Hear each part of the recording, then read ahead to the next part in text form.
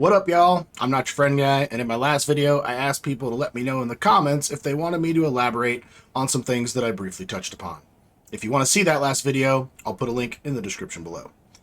Well, turns out at least one person wanted to see something more, and seeing that that's roughly 20% of my viewers, who am I to deny the people what they want? So today, I'm going to do a more in-depth overview of the Warlock class. Now, in the other video, I said that these types of takes are subjective. And they are, and this one is not any different. These are just going to be my opinions on the subject. But I do try and use logic and reasoning in all aspects of my life, and this overview will not be an exception. So let's get to it. Let's start off with some stats. Not something that you normally talk about when doing a class overview, but I think it's important to note that this class gets 3 life per vitality point. And that's pretty insane when you consider it's basically just a caster. Now, I understand why they did this. There's a melee aspect here, or at least they want there to be a melee aspect. And if you're trying to do melee things and you have a low life total, that is literally a death sentence. I don't know if this needs to be looked at or not, but using him as a straight caster and getting 3 life per vitality is just going to feel unfairly tanky. Alright, let's look at the skill tree. It did not go unnoticed that a few of the skills were cracked in half. Maybe it was buggy interactions, maybe it was uncertainty of power level, but on the whole, I actually think they did a good job. So in the chaos tree, first and foremost, the thing to remember here is it's still Diablo 2, and therefore caster OP. That said, the skills are pretty balanced. Ring of Fire is probably a little overpowered early, but it really dies off the end game, so I think that's fine. If they wanted to tweak that in the early game, it's whatever. If they left it alone, I wouldn't care. Wave of Fire and Apocalypse both feel really good, especially in the mid to late game. Apocalypse, particularly with the Fire Pierce, making it super strong in Nightmare, and also against non-immune monsters in Hell. Now, something to take note of is when you look at these damage numbers, you don't want the character sheet to be the gospel. As you can see, this geared Fire Warlock is pushing 25k. I think if I summoned a Tainted and consumed him, I'd get up around 26, 27k. And on the surface, that just sounds like too good. But let's consider something like a geared Blizzard Sork or a Hammerden. They're both doing anywhere in the 11 to 12k range. And so you might think Apocalypse is going to deal 2x the damage. But the thing to remember is that Apocalypse as a skill hits exactly once. You cast a spell, it ignites the screen, and it's done. Conversely, Blizzard and Hammers are allowed to hit the same monster more than once per cast. So if Blizzard hits a monster 3 times, it's dealing closer to 33,000 damage. Same goes for like a single hammer. This puts the skills on roughly the same damage level. If you get 2 hits out of a Blizzard, you're doing 22k. You get 1 hit out of an Apocalypse, you're doing 22k. Everything's fine. I think that Apocalypse could be dialed back just a touch, but if the Sorceress has taught us anything, it's that fire is the weakest of the main elements based on monster resistance. So this is probably fine. Sigils feel fine. They're like 1-point wonders, right? Very similar to things that every other class has.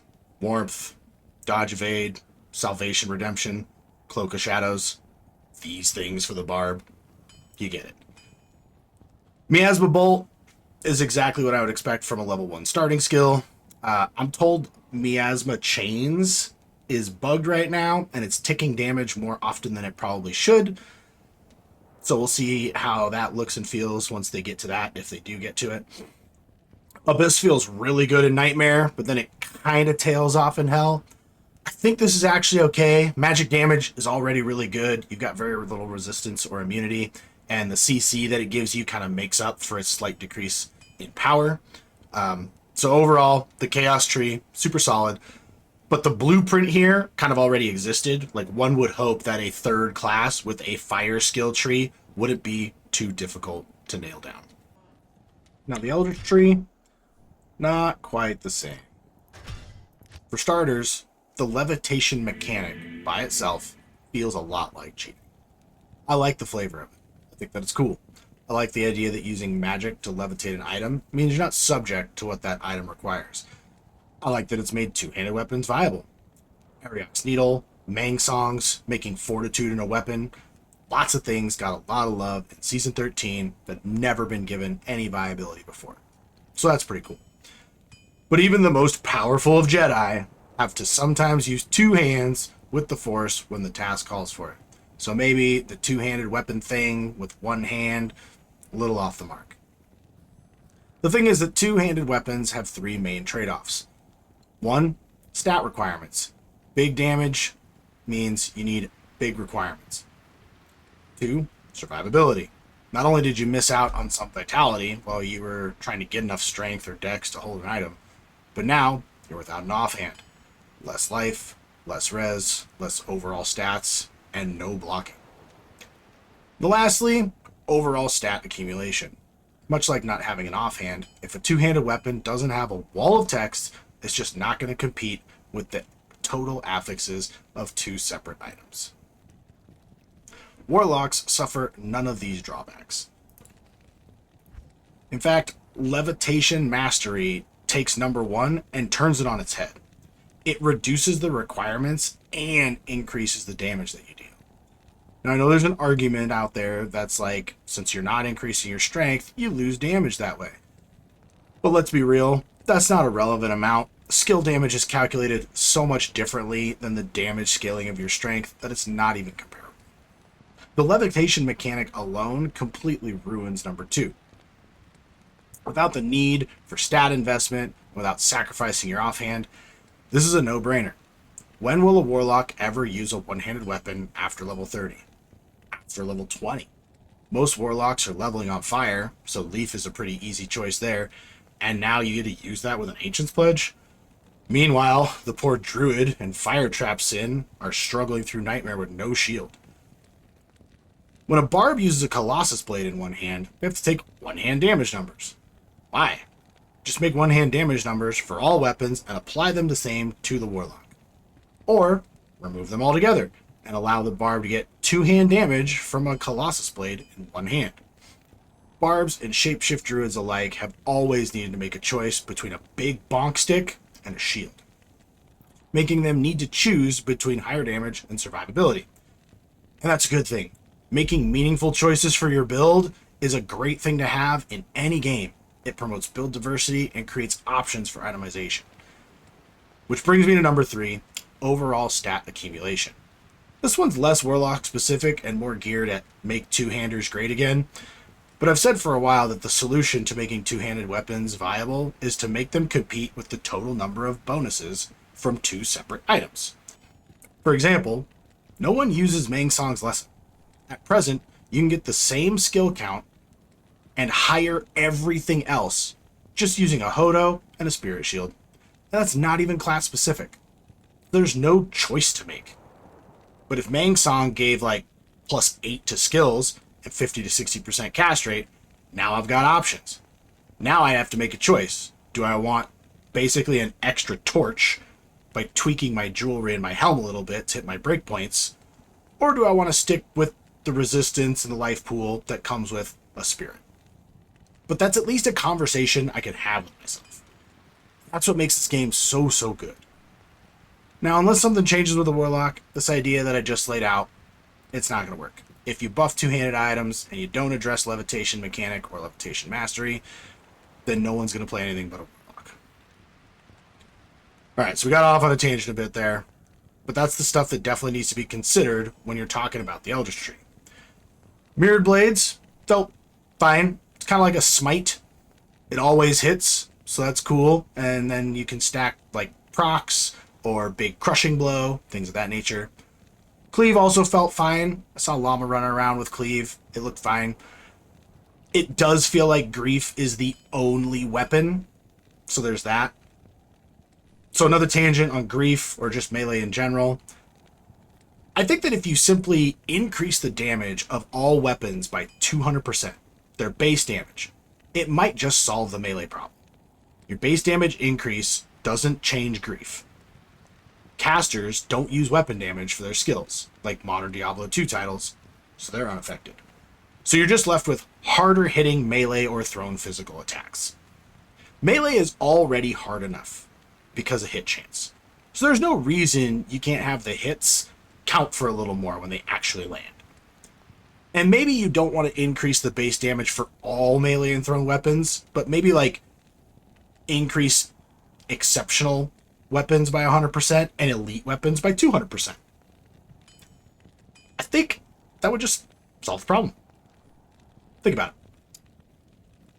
Alright, so the elephant in the room, echoing strikes. Clearly not working as intended. Double dipping on damage for certain, but that's just one thing that needs to get resolved with this skill. Many think a hit check is coming. The skill does give attack rating bonuses, which you should only need if there's a hit check. Right now, it just always hits. Somehow, a hit check is just missing. Probably not intentional. Plus, it doesn't use durability of the item. Probably because it's considered casting, and it scales off your cast rate. What that does is it gives you a free 50% damage boost by just using an ethereal item. So that's a small problem. If a hit check comes, it should prompt it to use the item's durability, so we'll see what they make of that. Something I would personally consider is maybe checking the bonus from mirrored blades. 5 might be a bit much. Now the character sheet, when it shows your damage, it's not showing you the damage from your mirrored entities. So you could technically multiply this by 5.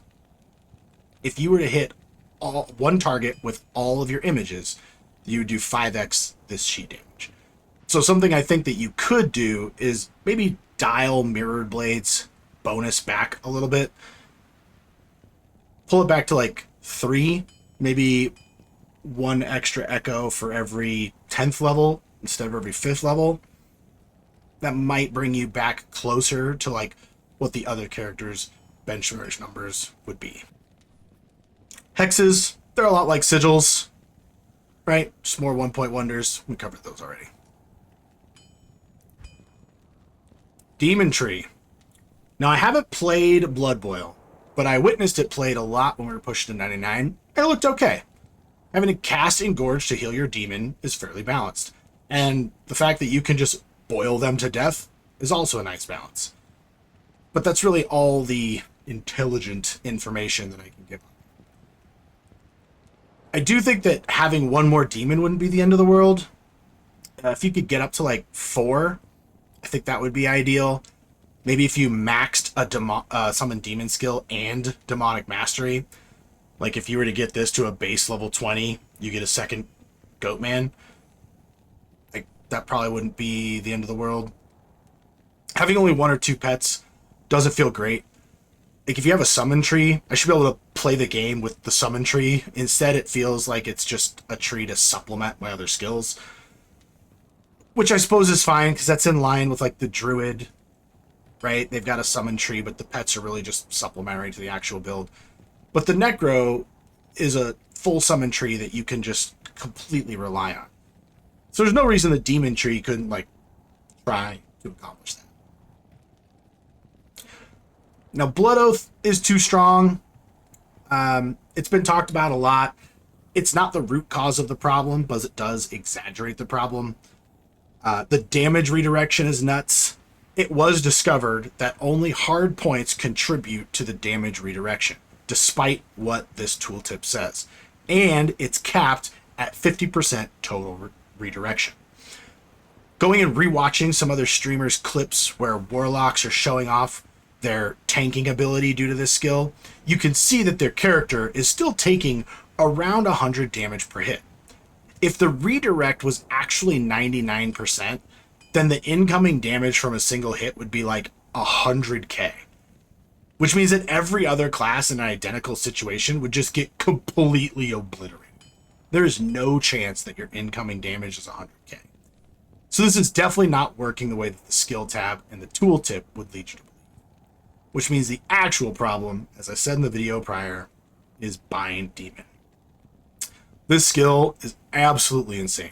The best non-teleport skill in the game, and it's not close. Except you can't get O-skill Bind Demon from Enigma. Yeah. For starters, it's a Sunder Charm at level 30. Sunder Charms are already kind of dividing the community. Some say that they're broken, others say that it's just what the game needed. But at least to get one, you have to kill Hellbale and then farm the Danger Zone to finally find one. Now, they're even harder to find with the implementation of Heralds. We'll have to see what they do with that. But this class can just go find themselves any demon with Conviction, and now you can break Elemental Immunity. You can go grab any demon with Cursed, and you can break Physical Immunity. And getting access to 2 other classes and their super powerful skills just by getting to level 30 is absolute insanity. Second, this dude doesn't die. He's literally immortal. He fights anything and doesn't give a single fart, completely removing the need for the player to play the game. Just stand behind a demon and kill stuff. Doesn't matter how long it takes, you've got infinite time. It was argued to me that the idea of him living forever is not a problem. Many other classes like the Zon, the Sin, the Druid, and the Necro, they all have some way of summoning a body. And the only investment is mana. So having an immortal demon would be the same as having one of those classes just cast their summon skill over and over again. And at first, that made sense. But in my grind of 99 in hardcore, I learned that eventually mana runs out. And having to consistently resummon things really prevents your character from being able to actually do the slow killing part. The demon, it just sits there. It takes all the aggro, and I was never in danger. This unprecedented amount of safety is leagues above every other class with similar tactics. And he tanks everything. Ancients, Ubers, entire mobs of T5 Heralds. T5 Heralds didn't feel dangerous. They were tanky, they took a while to kill, but they weren't scary. And I feel like that's a miss. He might not kill anything, but if you have infinite time to deal with threats without being in any danger, I think that that's probably worse. Now, I don't know what the fix for this would be. My first thought is, don't let the demon follow you between games. And this helps in a couple ways. It stays consistent with your other summon skills for this class. Your summoned demons, like your Goatman, your Tainted, they don't follow you between games. If you consume a demon, whether it's a summoned Goatman or a bound demon, the buff eventually wears out. And if you leave a game before it wears out, it doesn't follow you between games. So it doesn't make sense for the bound demon to behave differently than that. Side note, it would be pretty sick if you did keep the buff from consuming a bound demon until you died or bound another demon. I think that would be kind of cool to just eat Hephasto and be like, I have a Holy Fire right now. And just forever, right? Until you bound someone else. That would be a fine swap in characteristics. It's like the demon doesn't follow you from game to game, but if you find a cool one and you consume him, now you get that buff indefinitely. Another way that this helps is it's good for gameplay. The time investment of hunting the perfect demon is kind of draining. And once you get them, if you accidentally consume them, you got to do it all over again. It's not fun. It also lines up with the deeper ideas that came out with Reign of the Warlock. The change to TZs only being 30 minutes and the introduction of Worldstone Shards was all an attempt to allow players to stay in the games longer. The devs saw that players were consistently leaving and joining games, and they wanted to make that less of the norm. Hunting a demon is definitely going to consist of joining and leaving games rapid fire until you find the right one. But if he didn't follow you around, he'd just be another pawn to use in your quest during each game. And it might make worth consuming a bound demon for a buff more often. Since you lose him at the end of the game anyway, maybe the buff is cooler than having him around. And let's say you do come across the perfect demon, and you want to maximize his presence. Just make the whole game a terror zone. You've got shards now, so you can just go do a full clear on the game, and then you get that guy for the entirety of that game. Not saying that this should happen, but it's just an example of how this could be addressed. Overall skill balance is the third thing that this would help. I don't think that having access to curse or conviction or fanaticism is bad.